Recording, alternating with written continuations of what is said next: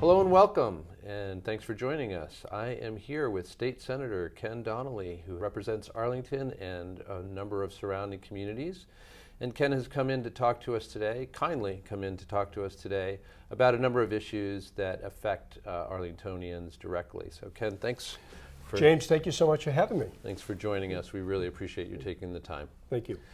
So there are several things that I want to talk to you about today, but we're going to start with Minuteman, the situation with Minuteman Regional High School. We recently had Alan Tosti, the head of the chair of the Finance Committee here in Arlington, in to talk about the situation with Minuteman and its rebuild. He did refer to it as a horrendous mistake that Arlington had made at some point in the past in joining this agreement. It's an agreement in which Arlington is not as well served as some of the other communities. He mentioned that perhaps state relief or the state interceding in some way may be the only resolution or one of the potential resolutions. Wanted to ask you to speak to that a little bit. I've been a tremendous supporter of vocational training, and especially dealing with the skills gap to make sure that we're educating our children for the jobs of the future. So having said that, I think that it's so important for us to support the vocational training, but Arlington is in a very, very difficult position. I've talked to Alan, I met with Alan just recently, and I've talked to him numerous times. Very smart, he understands the issues, and he also is a supporter of vocational training, but it is a bad deal for Arlington. And the regional agreement has to be fixed. When you have a community like Arlington that probably sends about a third of the school-age population to Minuteman, getting one vote of the 16 communities, that's unacceptable. There has to be some type of formula that would at least consider a community like Arlington sending the majority or the largest population to the school having a say, especially when the finances are involved. So it's a deal that was, I agree with Alan, it's not a good deal. And I think that for this to continue forward, it has to be changed. Now, when we look at the state to be able to support or help, I absolutely think that it's important that the state step up. Now, Governor Baker is saying all the right things about the fact that he wants to support vocational training, and they want to make sure that they have vocational training available to more students. Then the state really does have to step up and help in this situation. And the way that we can do that is considering that the school-age population or the school, the Mass Building Assistance has approved a school for around 640 students or thereabouts. Right now, in district, there's a little over 400. That means that there are over 200 students that would be coming from out of the district. The way the agreement is set up, and what I think Alan's concerned about and I'm concerned about, is unless the state helps with that funding for those 200 students, Arlington will have to pick up a third of that cost to build a school for out-of-district students. And Arlington cannot afford to ask the taxpayers to pick up that cost when we need to rebuild a high school, and we have some of the other schools that I know that our K through 6 is straining on children's. The population is increasing, so the state needs to pick up. And two things need to happen. We need to get a better regional agreement, and two, we need to figure out a way to pick up the cost for those out-of-district students. Yeah, I mean, you've hit the nail on the head, certainly, that there's two kinds of relief, I think, that Alan and others who are concerned about this are seeking here. One would be some kind of financial, some kind of help with the finances or with the financial burden. But secondly, it does seem that the agreement right now doesn't permit within the confines of what had been agreed to all those years ago does not permit Arlington to simply opt out because the deal is so bad, et cetera. Is there a role for the state to be able to, again, interject itself in a way to make that, to enable people, constituent communities perhaps to stay within the agreement, but change the agreement itself? Well, I think that agreement has to come from within the 16 communities. And then we can also meet with the DESE, Department of Education, to agree to that agreement or try to speed up the agreement if we do come to some type of agreement. But if you look at the district itself, James, that's the problem. District was set up in the late 60s, early 70s, and you had 16, back then 12 communities, now 16 communities. And the projections for people to go to the school were probably higher at that point.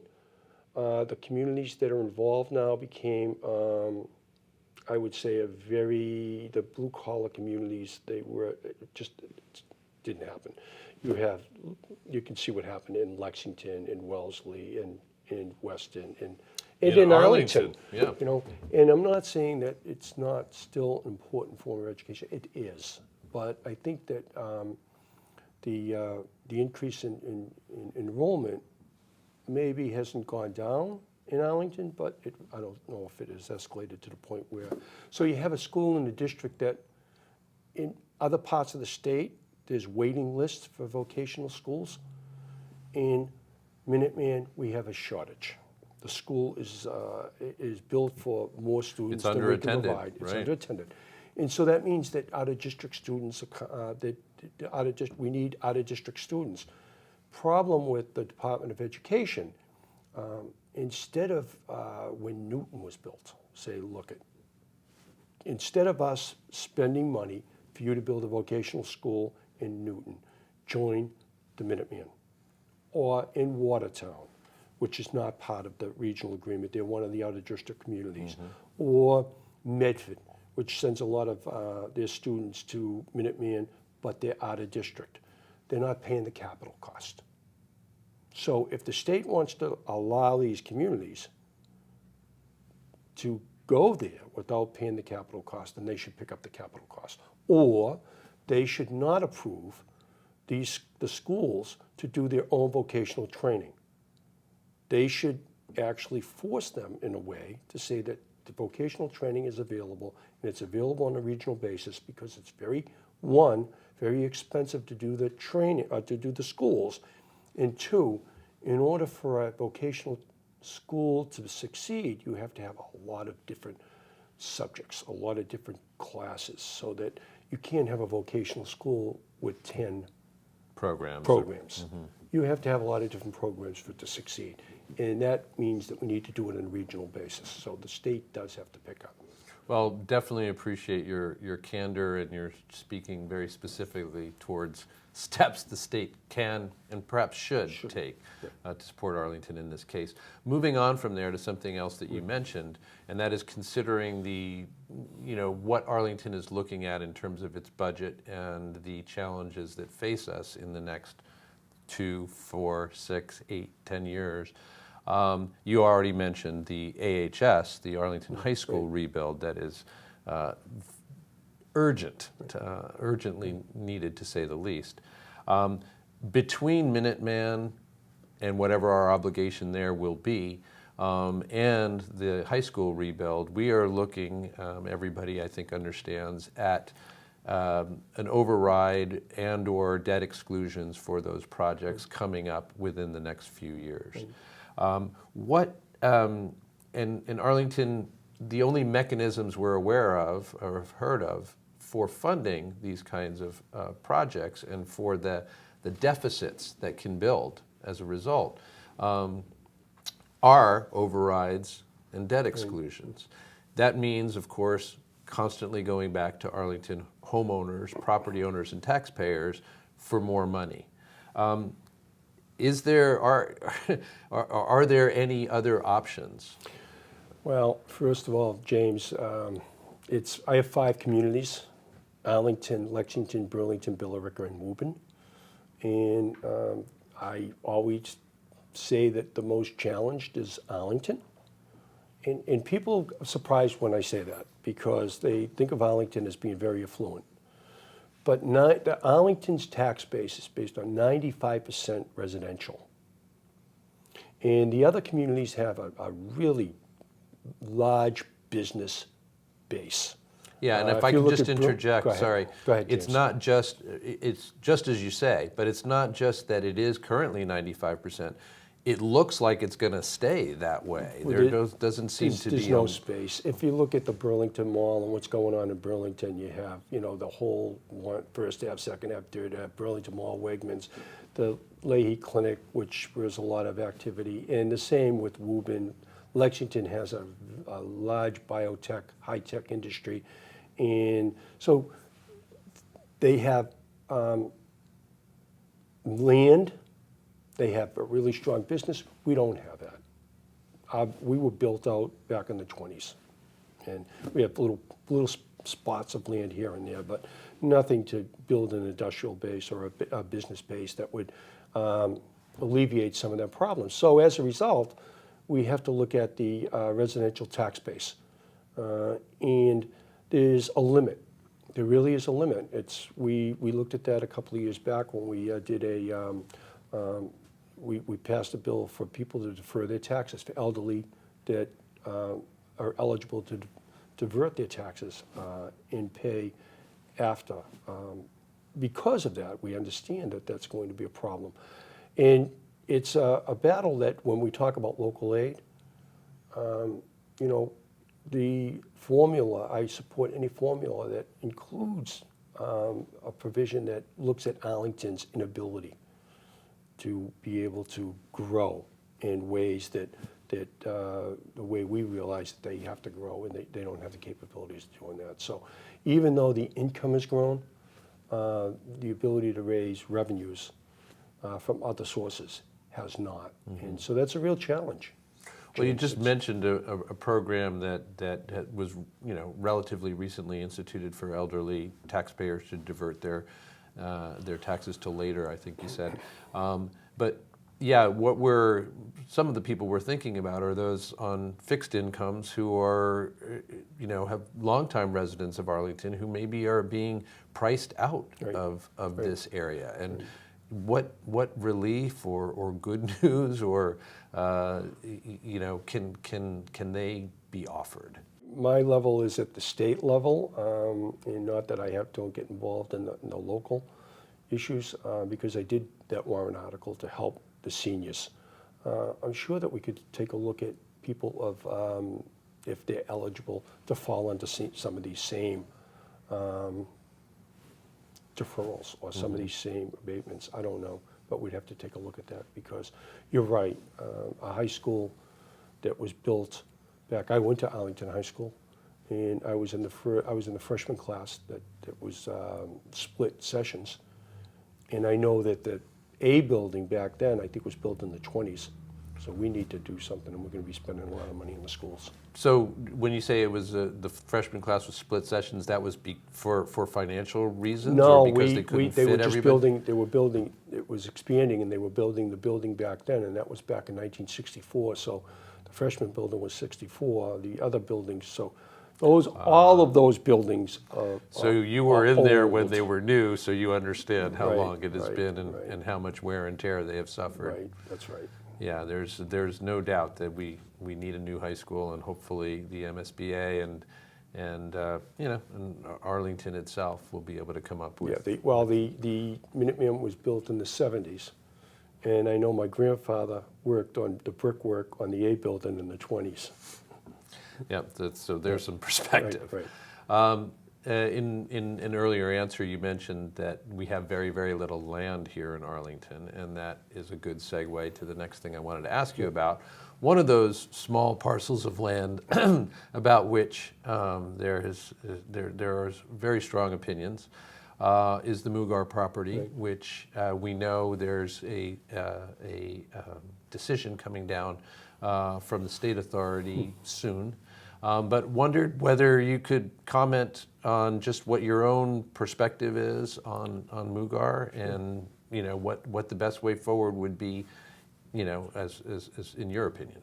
That Mass Housing is going to be coming up with their letter, and I know that they're in the process of doing that, and it's on the 40B project application. But it still has to go through a series of tests with the conservation and other regencies. I absolutely oppose building on the Mugar property. And the reason I do that is I grew up in Decatur Street in East Arlington. It's where the Mystics and Alewife meet.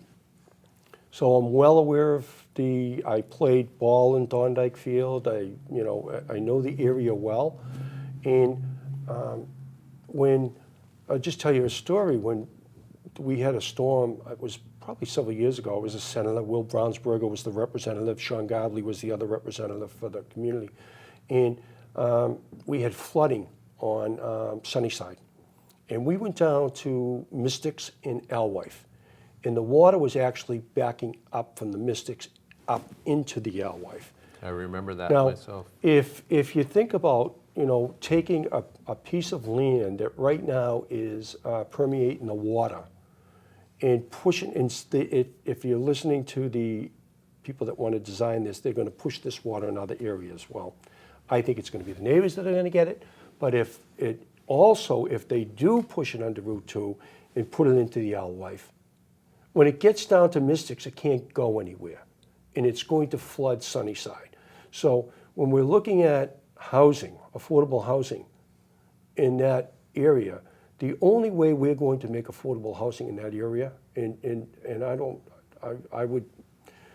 I saw this with my own eyes, is to flood and make it inhabitable for many of the people in the town. I think that Sunnyside is going to have an effect, all of Thorndike, that whole area, and the people that are surrounded from Mugar. So I think that that area is for environmental reasons, should be left unbuilt upon. I think that it's a critical area, and I think that it's too bad that the state hadn't stepped up to do something about that in the first place.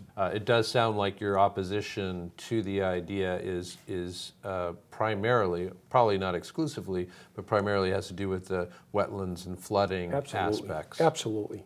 Absolutely. It's in, they can say what they want, but until, it was that issue where both local senators and reps sent a letter to Winchester when they were doing some flood mitigation. And our concern was by them pumping more water into the Mystic River, if we can't get that water out, then we're getting flooded in some of them. So I see, Route 2, Route 16, East Arlington, having this effect of Mugar building property, and then somewhere else it's going to pop up. We're going to have the water problem, and we're going to have it in our community somewhere else. So it's not going to be like we're getting rid of the water. We're not. Whatever the step is, I'll be there to support Arlington in the fight to make sure that at least fight this effort for this to happen as much as we can do it. We're coming to the end of the calendar year. Right. And so stepping back and looking at your position in the State House, what is happening legislatively that you'd like to bring Arlingtonians up to speed on, and your own perhaps initiatives that you're involved with? Just give us a bit of an update from the State House. Sure. And when we come back in January, hopefully we're going to be dealing with the public records law right away. I think it's important that we change and update the public records law.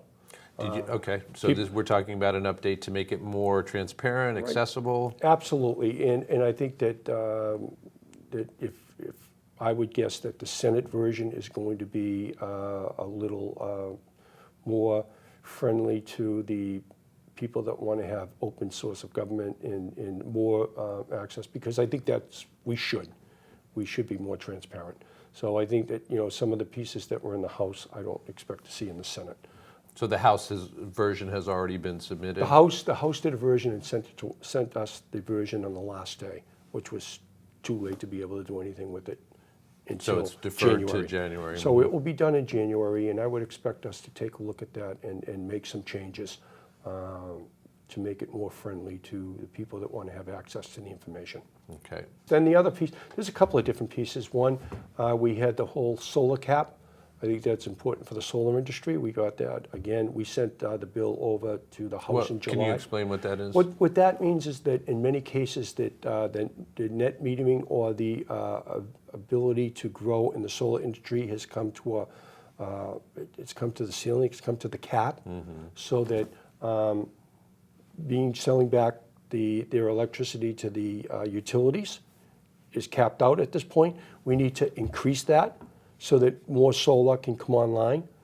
And the Senate was in support of a 4% increase of the cap. We sent that to the House in July. The House sent it back to us again the day before the end of the session, which didn't give us enough time to really deal with the issue. But they agreed to a 2% cap in the increase.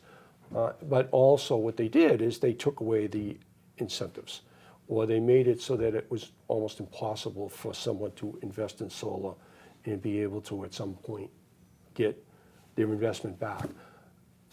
As a result, the House version, I sent a letter out to the local newspapers on this. The House version actually killed the solar industry, growing the solar industry, and I think that's an important issue.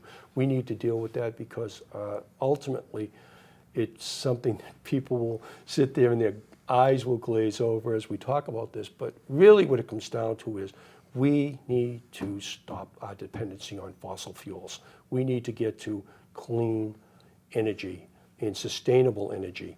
And the only way we do that is we have to make the sacrifices needed, and it's a small cost, it really is. I think it's $21 per year for the average ratepayer, which is a small cost to start moving on our dependence for fossil fuels and to use clean, sustainable energy. So I think that, James, is a really important piece, and hopefully we can get that done after the first of the year, because I think it does a couple of things. One, it sends a message loud and clear to people that want to invest in growing industries that we're not going to kill them after they start them. Mm-hmm. I mean, it's important for investors to see that. And also, we need to move forward on all types of alternative energy sources. Let me just clarify one thing that you just said, which is the $21, the average $21 hit, let's say, on a bill. Would that be to fund the 4% raise in the cap?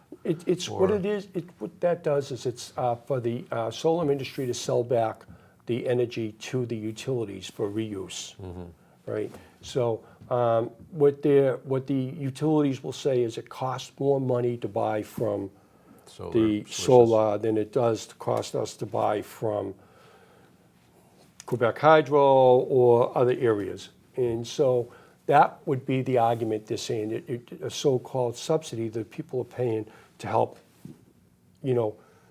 So the electric company says, hey, if you do this, then people are going to end up having to pay more. Right. And here's about what it is. But you're saying, in fact, the more would be about an average of $21. It is. They've already done the study. They have said hundreds of millions of dollars. It's not the case. It's $21 for the average ratepayer per year to be able to start moving towards a clean, renewable energy source. I think it's worth it. I think for my children and my grandchildren, it's worth it. So that's another piece. Another piece I would like to see us do, James, is the transgender equality public access piece. I think it's inexcusable that we haven't done that. It's a civil right. It's something that we should be dealing with. And I'm a little disappointed that it couldn't get done in the House.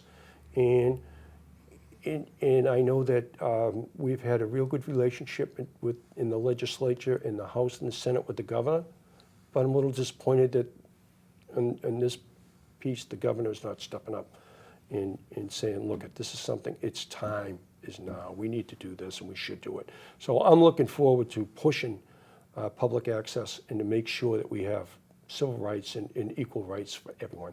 They're not asking for anything special. They're asking to be treated like everyone else, and I think that that's something that we need to do. We are nearing the end of Charlie Baker's first full year, I think, as governor. how has it been to work with the Baker administration? What can you tell are their policy priorities moving forward? Just comment a little bit about that. We try to work together as a House, a Senate, and the governor. We're going to have disagreements. I did not support some of the governor's initiatives. I did not support the governor's early retirement proposals. And some of the Can you elaborate on what those early retirement proposals? I think that what he did is he wanted 4,500 state employees to retire, offered them retirement early. And the concerns that I had was when you have people leaving the Department of Transportation, and we're already finding out now they're rehiring some of these people that retired, that's costing us even more money. But when you have people from the Department of Transportation leaving, Department of Mental Health Services, Department of Transitional Assistance, who replaces Department of Mental Health? Who replaces the people that leave? If there's an assumption that we have too many employees, show me. We did the data from 2001 in my office that showed that we have less people that we've been cutting. Over the years, we've cut these budgets tremendously. And to just say that we don't need those people, just prove to me why. How does it say that if we're going to cut these people from the service that we're not going to have less services? And it just brings me to the point where we're talking about they're talking about allowing 1,000 employees in the MBTA to have early retirement. That means less bus routes. That means less services. And I like to say that we need to make sure that it's great to talk about all these great things, and the governor talks about all of these great things, but we need to fund them.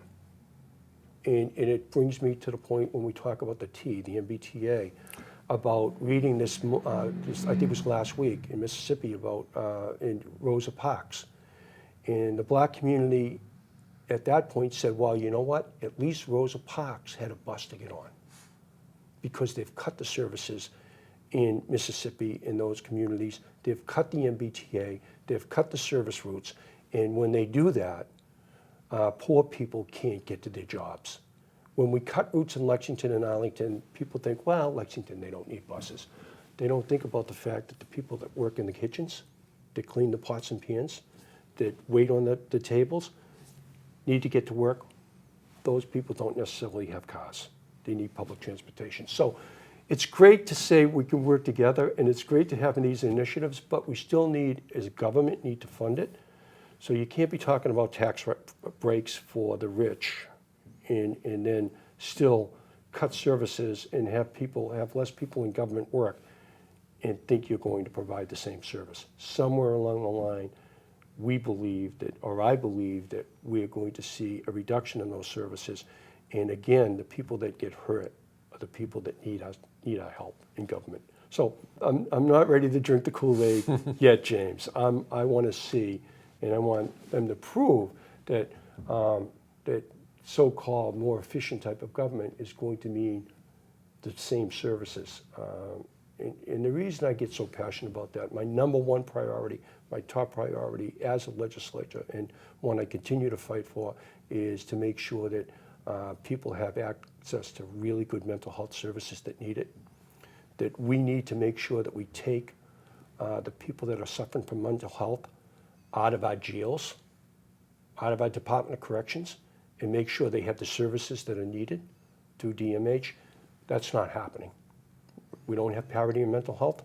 We closed our state institutions for mental health, we put too many of our people that were suffering from mental health into our Department of Corrections, into our correctional facilities, into our courts, into our emergency rooms, into our homeless shelters. We need to do none of which are equipped to. None of them which are equipped, and they're not getting treatment, so you have a cycle.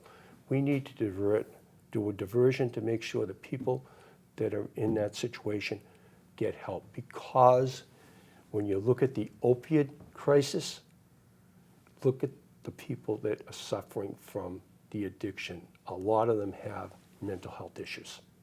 It's all part of making sure that we fund these programs to get the help.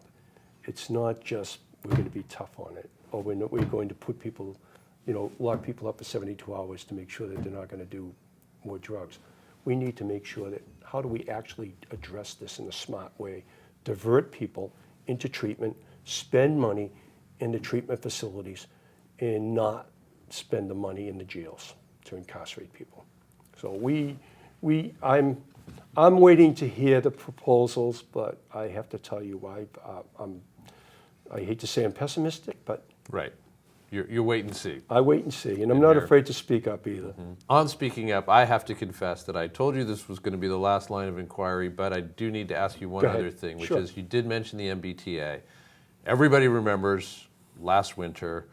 So far, so good this winter because it's been mild, and we've got another good week coming up, but who knows thereafter. How are you feeling as a legislator about changes that have been made to the MBTA within the last year, and how should we feel as Arlingtonians, as commuters, et cetera, about how reassured can we be that last year's experiences will not be continued or repeated? Hopefully, we learn by our mistakes.